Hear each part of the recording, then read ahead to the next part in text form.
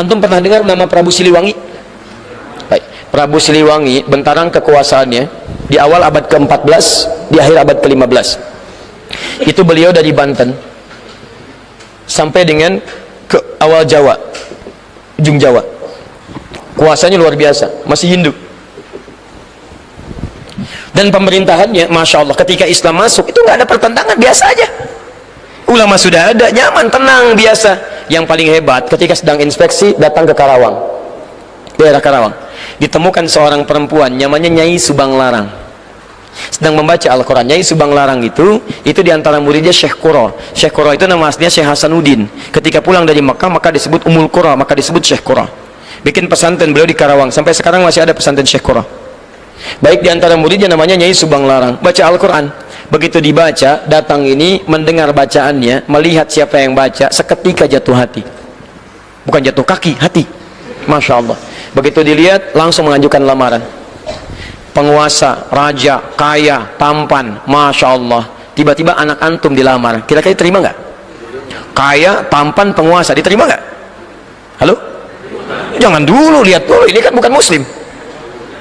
Oh, bukan pakai bukan muslim.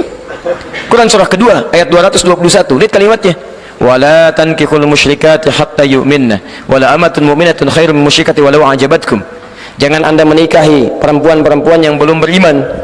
Orang Islam yang wajahnya biasa-biasa itu lebih bagus daripada menikah dengan non muslim tapi rupawan.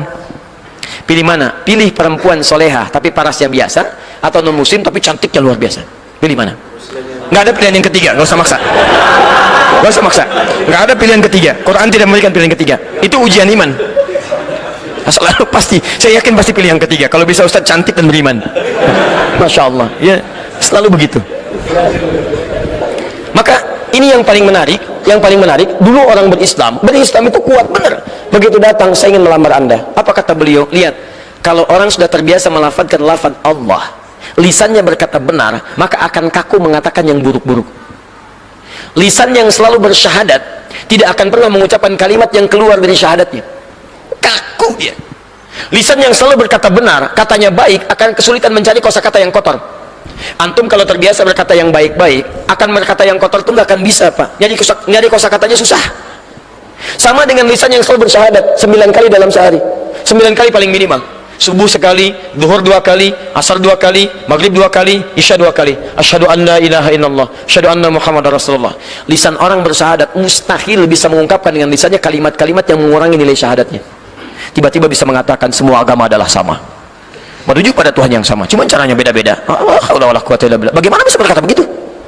Lisan orang beriman yang mengucapkan syahadat mustahil bisa keluar, susah. Mau menyebutkannya susah karena lisan ini selalu bersyahadat dalam kebaikan. Telunjuk yang menunjuk kepada Allah, asyhadu an la ilaha illallah, telunjuk tauhid, itu tidak akan pernah digunakan untuk bermaksiat. Mustahil telunjuk ini bisa digunakan pada pena untuk tanda tangan proyek yang bermasalah, tanda tangan yang bermaksiat, tanda tangan proyek yang tidak jelas. Mustahil, karena telunjuk ini selalu mengatakan asyhadu an la ilaha illallah, ilaha illallah, ilaha illallah. Orang yang mengatakan la ilaha menafikan Tuhan yang lain, menetapkan Allah, dan Allah itu bukan cuma nama Tuhan, ilahul ma'bud. Komitmen untuk menyembahnya. Menyembah itu taat aturan. Kata Allah, jangan mencuri. Wailul lil mutaffifin. Celaka, celaka, celaka orang yang mencuri. Celaka. As-sariqu was-sariqatu faqtu aydiyahuma. Daripada tangan dipakai mencuri, potong aja. Saya enggak ridho, kata Allah. Tiba-tiba telunjuk ini berbuat maksiat, mustahil. Kaki yang selalu melangkah pada kebaikan, mustahil bisa melangkah pada yang buruk. Kalau kaki antum selalu digunakan pada yang baik-baik, masuk masjid, digunakan dengan cara yang baik, wa ibadur rahmanil ladzina yamshuna 'alal ardi hauna, jalannya tenang, tidak pernah angkuh, wala tamshi fil ardi maraha, enggak mungkin bermaksiat. Begitu antum bermaksiat, kaki kaku. Enggak percaya, pulang dari sini iseng-iseng pakai sendal orang. Iseng aja pakai. Begitu mau dipakai, itu kaki pasti akan kaku. Ini bukan punya saya. Tapi kalau antum enggak pernah gunakan pada yang baik, ini susah diaturnya. Begitu mau dipakai, itu bukan punya kamu, bukan. Punya kamu yang itu lebih bagus lagi tuh. Yang itu kalian. Nah ini sama. Maka lisannya karena sering dipakai dengan kebaikan, baca Quran, jadi ringan keluar kalimatnya. Anda harus masuk Islam dulu, katanya Subang Larang. Masuk Islam dulu, baru saya ikuti. Ringan, nggak ada apa-apa. Padahal di hadapannya seorang penguasa, tampan, punya kekuasaan. Tapi kalimat itu kalau sudah lekat dengan Allah, nggak ada nilainya yang lain. Allah. Maka apa yang dikatakan dari sini? Begitu keluar, ya saya masuk Islam. Tidak ada yang duga. juga masuk Islam, menikah dengan Nyai Subang Larang. Lahirlah kemudian 3 anak utama. Anak pertamanya disebut dengan Walang Sungsang. Ya, mungkin lahirnya agak sedikit bermasalah ya. 1423. Yang kedua lahir Rara Santang, lahir tahun 1426. Yang ketiga Raja Sengara, begitu lahir melotot ya, 1427. Raja Sengara. Baik, yang paling menarik semuanya masuk Islam, jelas. Walang Sungsang berubah nama jadi Abdullah Iman. Abdullah Iman, Masya Allah. Perhatikan, ini begitu Islam masuk membawa pedoman kebaikan, jadi baik. Dengan Hindu gak ada masalah, dengan Buddha gak ada masalah. Tiba-tiba masuk Islam dan berubah jadi kebaikan. Tiba-tiba apa yang terjadi, ini yang mau saya tunjukkan. Ini berubah jadi Abdullah Iman. Kemudian ini Rara Santang berubah jadi Syarifah Mudaim. Syarifah Mudaim. Pergilah haji. Saat pergi haji itu, tiba-tiba setelah selesai mau kembali, datanglah seorang laki-laki yang melihat Syarifah Mudaim, kemudian jatuh hati, minta kepada kakaknya Abdullah Iman untuk melamarnya. Maka diizinkan, menikahlah kemudian. Menikahlah Syarifah Mudaim dengan seorang laki-laki itu. Namanya siapa? Namanya Syarif Abdullah. Berasal dari Mesir. Maka diboyonglah ke Mesir. Saya simpan dulu di sini. Abdullah Iman kemudian pulang ke Nusantara, bertemu lagi dengan bapaknya. Setelah pulang, Prabu Siliwangi punya gelar Pamanah Rasa, namanya Manah Rasa, ditugaskanlah kemudian untuk membimbing daerah. Lihat, mulai membimbing sekarang. Daerah yang sangat kumuh, saking kumuhnya disebut dengan lemah wungkuk. Lemah wungkuk. Lemah wungkuk. Masya Allah. Di sini ada campuran-campuran etnis, dari ada Arabnya, ada Cinanya, ada kemudian orang lokalnya, dan nggak ada masalah. Begitu orang Islam datang, ditata jadi bagus. Oh, mereka campuran, dalam bahasa lokal disebut dengan caruban. Caruban yang bercampur. Pekerjaan utamanya ngambil udang. Yang ambil udang kecil dibikin kemudian terasi. Pakai air rebon. Jadi rebon, air rebon. Orang bilang sana Cirebon. Jadi Cirebon. Orangnya caruban, tempatnya berubah dari Cirebon. Ditata dengan baik, jadi makmur, jadi bagus, berhasil di situ. Begitu nilai keislaman dilakukan, haji pulang dari sana, merubah lemah wungkuk yang kotor jadi Cirebon. Etnis yang bercampur, punya kemudian tata usaha yang baik. Caruban aslinya kemudian menyebar sampai ke wilayah Lasem. Antum kalau nanti dari Semarang belok ke Demak, Demak ke Kudus, Kudus ke Pati, Pati ke Rembang, ke Lasem. Lasem ini Masjid Agung, sekitar enggak terlalu jauh lah ya, 200 meter lah dari Masjid Agung sebelumnya. Ada sebelah kiri arah pantai namanya Caruban. Sampai sekarang Caruban. Ya, karena ada etnis di situ, termasuk Cina pertama datangnya lewat sana. Karena itu disebut dengan Caruban. Ini lemah wungkuk jadi Cirebon. Yang ini pulang ke Nusantara setelah 20 tahun, bawa anak. Anaknya bernama Syarif Hidayatullah. Maka ketika pulang kemudian diberikan wilayah di Gunung Jati, maka dikenal dengan Sunan Gunung Jati. Teman-teman sekalian, ternyata di sinilah kemudian menyebar Islam. Syarif Abdullah ini ternyata anak seorang ulama yang juga berdakwah di Nusantara. Lihat madrasah Nabi, melahirkan seseorang, datang ke Baros, menyebar. Dari Baros punya keturunan, menyebar lagi. Dakwah. Dari situ muncul kemudian peradaban, kehebatan, kemajuan. Apa yang terjadi di antara saudaranya ini? Syarif Abdullah punya anak namanya Syarif Hidayatullah, menguasai Gunung Jati. Syarif Abdullah ternyata adiknya dari seseorang yang bernama Maulana Ishaq. Maulana Ishaq itu, siapa dia? Itu adalah anaknya Ahmad Jumadil Kubra. Dari Maulana Ishaq itulah kemudian melahirkan Kiai Haji Ahmad Dahlan. Yuk saya turunkan. Kiai Haji Ahmad Dahlan nama asalnya Muhammad Darwish. Kemudian beliau belajar dengan saudaranya Muhammad Hashim bin Ash'ari, ya.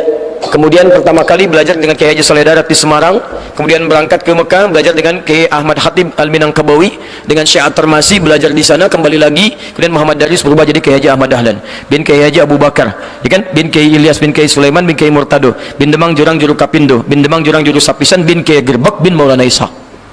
Sama persis dengan beliau mendirikan Muhammadiyah kemudian tanggal 18 November 1912. Sama persis dengan nasabnya Kiai Haji Muhammad Hashim bin Ash'ari yang mendirikan Nahdlatul Ulama tanggal 31 Januari 1926. Beliau Kiai Haji Muhammad Hashim bin Ash'ari bin Abdul Wahid. Abdul Wahid nama aslinya bin Abdul Wahid bin Abdul Halim. Abdul Halim nama aslinya Pangeran Benawa, dikenal dengan Sultan Hadiwijaya. Bin Abdullah bin Abdul Fattah, dikenal dengan Joko Tingkir. Ya, kemudian bin Abdul Aziz bin Abdul Rahman bin Maulana Ishaq.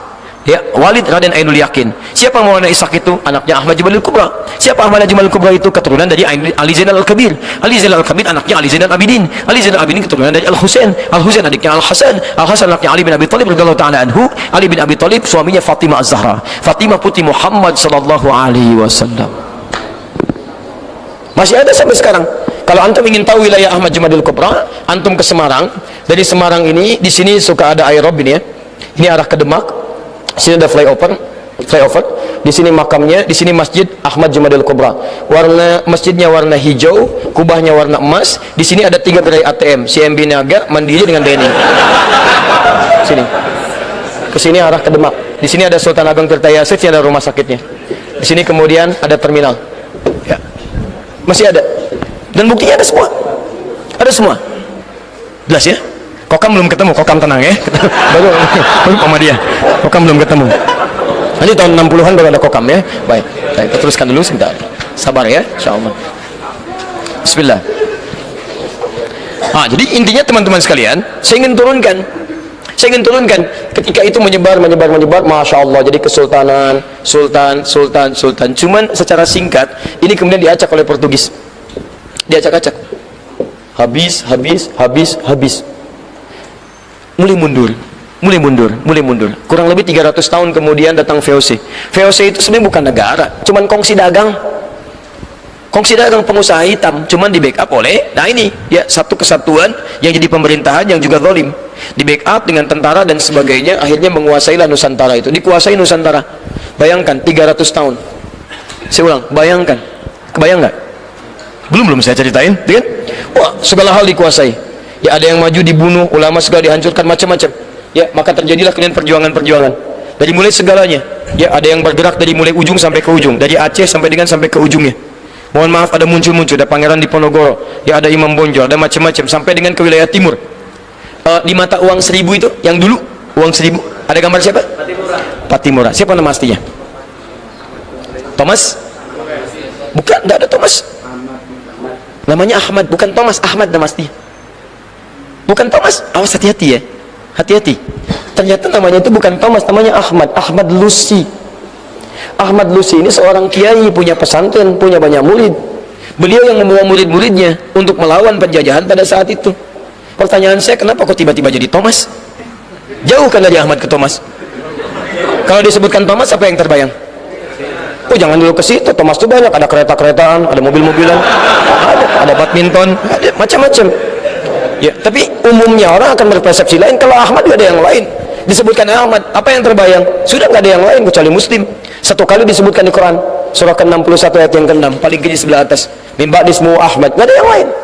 Kok tiba-tiba jadi Thomas? Ini antum bisa bayangkan siapa yang bikin sejarah.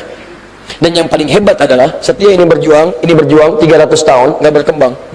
Apa yang terjadi di sini? Titik yang mau saya sampaikan sampai ketemu Indonesia.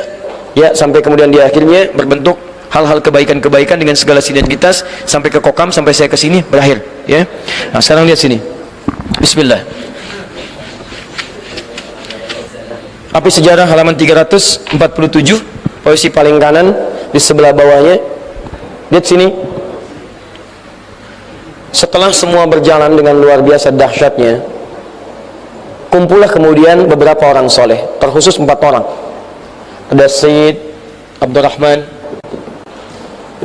ada Sayyid Muhammad, ada Sayyid Sehan, ada Sayyid Al-Fakhri, berkumpul di Tanah Abang, wilayah Tanah Abang sekitaran Krukut.